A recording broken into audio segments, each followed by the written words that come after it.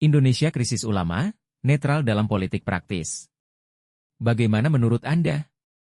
Indonesia saat ini tengah menghadapi krisis serius terkait dengan semakin langkanya ulama yang netral dalam politik praktis.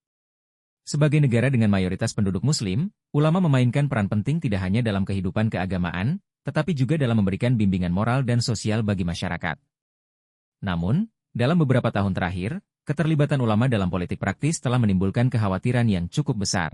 Banyak ulama yang kini terlibat secara aktif dalam mendukung partai politik atau kandidat tertentu, baik secara terang-terangan maupun tersirat.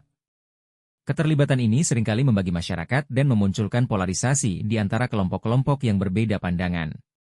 Sebagai tokoh agama yang seharusnya menjadi pencerah dan penjaga keseimbangan, keterlibatan ulama dalam politik praktis mengaburkan peran mereka sebagai penengah yang objektif dan bijaksana. Kondisi ini menciptakan tantangan bagi masyarakat, karena banyak yang merasa bingung dan terpecah belah akibat campur tangan ulama dalam politik.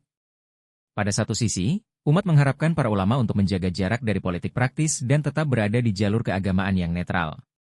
Di sisi lain, politisasi ulama menyebabkan masyarakat kehilangan tokoh agama yang dapat memberikan pandangan moral yang murni dan tidak terpengaruh oleh kepentingan politik. Fenomena ini semakin memperkuat narasi bahwa Indonesia sedang menghadapi krisis ulama netral, di mana peran ulama sebagai penjaga moralitas dan persatuan bangsa mulai terkikis oleh kepentingan politik. Diperlukan kesadaran dari para ulama untuk kembali pada peran mereka sebagai pencerah, penengah, dan pembawa pesan kedamaian, serta menjaga jarak dari politik praktis agar masyarakat dapat memperoleh pandangan yang netral, adil, dan bijak dalam menghadapi tantangan bangsa ini. Bagaimana menurut Anda?